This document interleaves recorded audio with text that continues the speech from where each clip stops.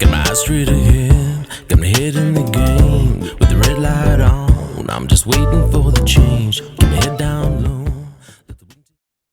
Okay, just a quick episode today for YouTube only. I just wanted to talk about something with QPS. I'd noticed now a couple of days ago, it's actually, I think, around mid-January, this article came up, and I immediately, when I thought about it, when I saw it, I was reflecting on how when I was in QPS, you'd see these little blitzes come up. You know, someone would put together some kind of operation, and you knew it was because they were trying to build their resume. Sometimes it's like some just innocuous little operation. Let's all go out and it was all about just building their own resume, about their own promotion. Wasn't really. It wasn't something they were passionate about. It wasn't something, okay, we really need to do this. This will help secure the community. This is something that's going to help strengthen the community, bring everyone together. This is something that everyone in this area really needs. No, they were just looking around, well, what can I do to build my resume and try and pick out something? Okay, this is what I can do. It kind of makes me look good. I can put all this together and say, yep, I've coordinated all this. I've put all these things together, brought all these different agencies maybe together, allowed everyone to be able to work together, communicate. I've overseen all of these different things, and look at this program, look at this operation that I put together. Please give me the senior sergeant's position. Please, give me a contract to become a inspector, something like that. So I saw this and I thought, yeah, this is what's happened here. Almost, if I was a betting man, I'd say, what's something really expensive? A cup of coffee. I'd be betting a cup of coffee. Anyway, let's check out this and let me know what you think about this. But and in the light of the other things that have happened, this is why I'm talking about it. In the light of other things that have happened very recently,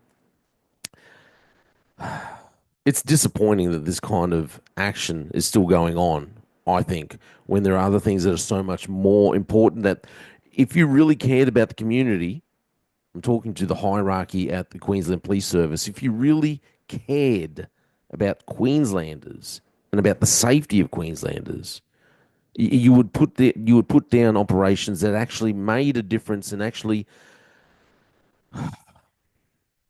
anyway, you'll see what I'm talking about once you see this. This headline.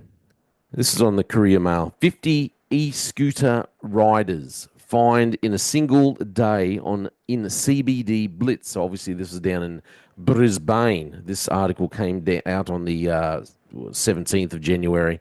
I think it all happened on the 15th. So dozens of e-scooter riders have been fined in a one-day police crackdown around Brisbane on those behaving badly. Brisbane City Highway Patrol fined 50 e-scooter and e-bike riders with 52 infringements for not wearing their helmets or speeding along various spots around the inner city. I've got to admit, okay, when I was doing GDs and you'd see someone wearing a helmet, I gave out a few fines for not wearing a helmet, but I never liked doing it. I actually always used to think, you know what, this mightn't be the right attitude, but I always thought if an adult, not a child, but if an adult has made that decision they don't want to wear a helmet, don't wear a helmet. If you are silly enough to be out there riding a bike, sometimes at speed, and you haven't got a helmet on, you're taking your life in your own hands as far as I'm concerned. But anyway, like I said, that doesn't mean my attitude was right. I was just what I thought about it. Sometimes you'd see people getting around. Anyway, so the crackdown on January 14 even saw one 24-year-old Brisbane City man slapped with a $161 fine twice in a matter of minutes. It comes after 8 people died in e-scooter crashes across the state last year, with more than 290 crashes reported in the same time. So 8 people have died. Brisbane City Sergeant Michelle Clark, and I'm betting that it was Michelle Clark that put this little project together. Michelle Clark wants to become a senior sergeant. That's what I'm betting. And further, she's eyeing some other positions off, and this is for her own portfolio, her own resume. So she said the district saw too many serious crashes in 2024. Police frequently respond to e-scooters e-scooter involved crashes where riders required treatment for serious injuries, Sergeant Clark said. It's important to remember that these devices, particularly when traveling at speed, are not toys and can significantly harm pedestrians. If you choose to operate one, you're legally required to follow the rules, including speed limit, wearing a helmet, and not using a phone. This is ultimately for your safety and the safety of pedestrians. Okay, whatever. It's a little program they put together. Like I said, I'm betting it's just for Clark. However, the reason why I'm talking about this, the reason why, and like I said, I know I'd be willing to bet this is just something for someone to build a resume. Let's go over to this other article here. This obviously just happened very recently. Absolutely disgusting, but it's the meat of the story that's really sad when you compare it to, all those officers out finding e-scooter riders. Cops unable to attend 100 plus DV jobs as mum allegedly set on fire. Crikey. There's a picture of the lady there. Okay. More than 100 domestic violence jobs in Logan. 100 were unresourced just hours before a mother was allegedly set on fire by a former partner. Queensland Police Union President Shane Pryor. So, sorry, that dude. Anyway, said as of 2:30 p.m. on Friday, the Logan District had 199 unresourced jobs on the board. A shocking resource for the record for the district. Of those 199 jobs, Mr. Pryor said 59.7%, or 118 jobs, were domestic violence related reports. The next morning, Destiny Otten Rakuraku was allegedly set on fire by her ex-partner in a horrific domestic violence attack. Pryor said police rushed to her Kingston home under Code 1, the most serious classification. Officers were confronted with the harrowing scene, which Pryor said will stay with them for the rest of their careers. Across Queensland at 2:30 p.m. on Friday. This is really what I want to get to, the statistics. 628 jobs were unresourced. While other police are out chasing down e-scooter riders who are making these choices for themselves, albeit maybe silly choices, well, someone's putting together, and not just that one, there's someone else out there as well who's currently in the throes of putting together some other little program, some other little resume builder, some other little operation to help build their resume so they can get the next promotion that they're looking for. While they're doing that, actual serious jobs are getting pushed to the side because they're trying to build their resume. That's what I'm saying. So Pryor said police in Logan were in the fetal position. He says to me that we have a problem here in Queensland, Pryor said. Mind you, he's in a position to help effect change, but he doesn't. It doesn't matter if you have been a police officer for 6 months or 30 years. Our police have always sickened, whatever. The reality is police in this state are being called to 525 domestic and family violence incidents a day. A day, people. And on those numbers alone, we are failing to adequately protect victims and change behaviour. We need to do something different. Figures are saying we are not protecting our victims despite our best effort, he said. We must do better. Control this escalation. It comes as figures show people breaching domestic violence orders in Queensland has skyrocketed fourfold in the last decade, with police struggling to keep up with the demand.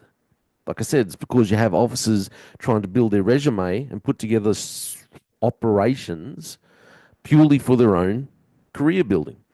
Figures show the rate of order breaches was 329 per 100,000 people in 2014, so just over a decade ago now, but the rate in 2024 was 1,241 with almost 70,000 breach offences. Between July and December last year, domestic violence offences increased 11% and breaches 14% compared to the same period in 2023, with more than 200,000 offences annually. It's a picture of Pryor there. Commissioner Steve Golszewski told the Courier Mail that officers were redlining most days with the level of demand put on them. This is what I'm trying to say. Golszewski, who, have you noticed, since he's gotten into office, you barely hear boo out of the lad. A friend of mine said he's like an ostrich. You know, he's just buried his head in the sand. He's a bit of an old school police officer. Buries his head in the sand and said, hey, if I don't put my head up, if I don't stick my head up and say anything, well, then it won't get shot off.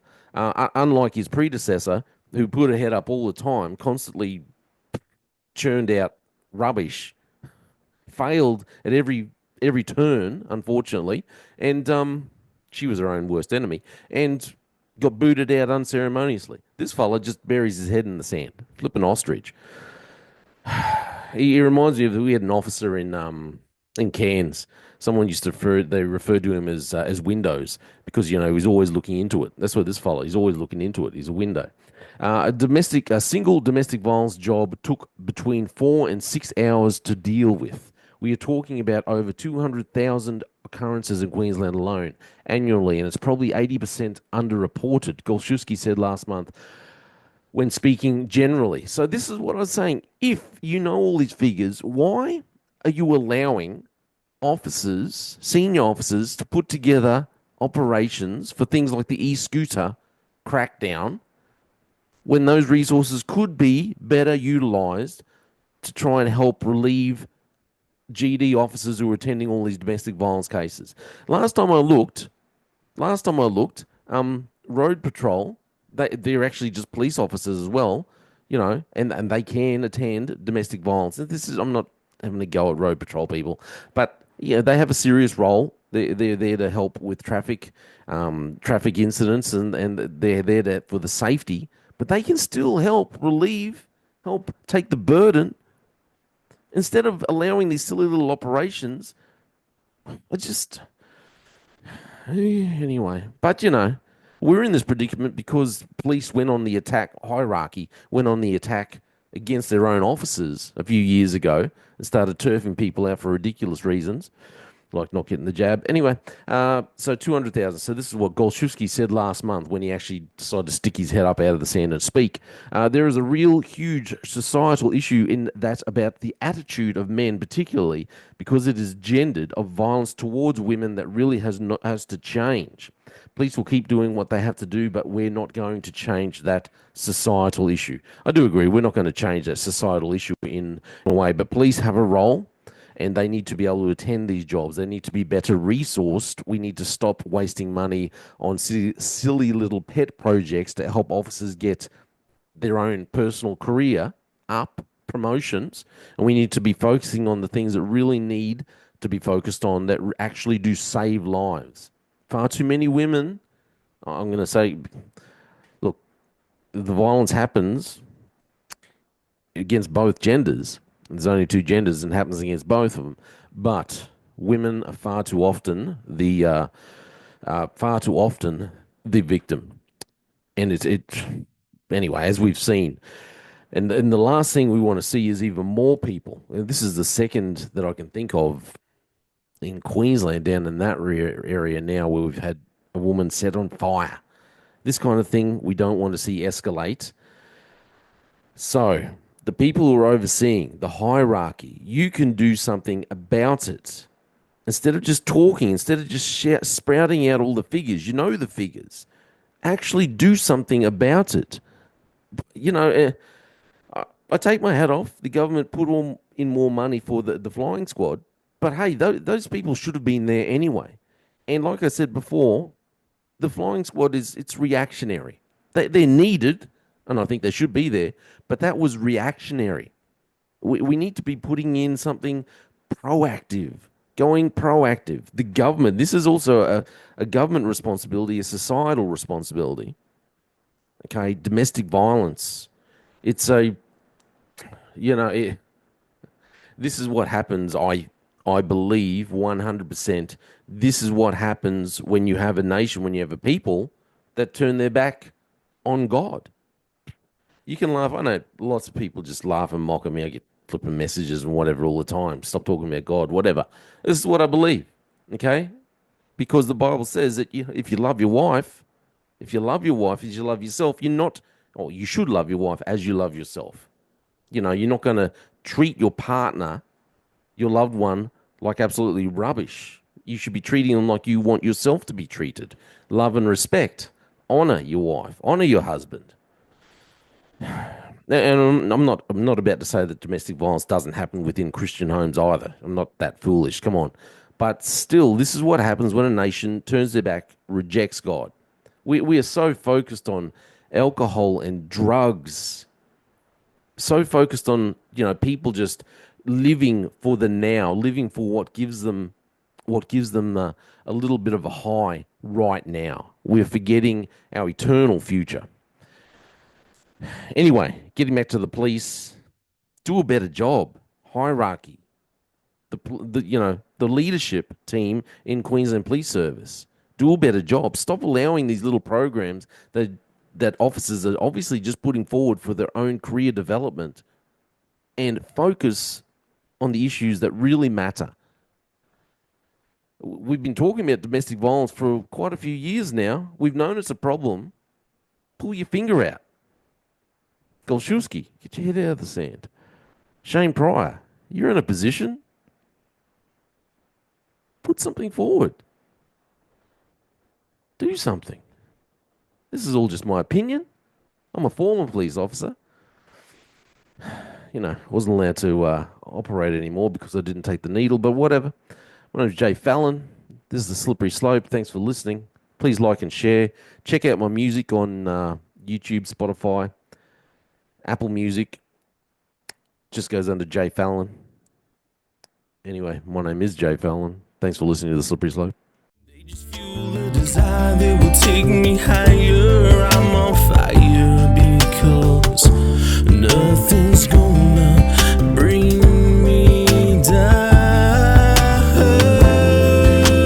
Nothing's gonna bring me down. Nothing's gonna stop me now. No more deals to be done. Nothing's gonna just focus on me goal. Nothing's gonna stop me now.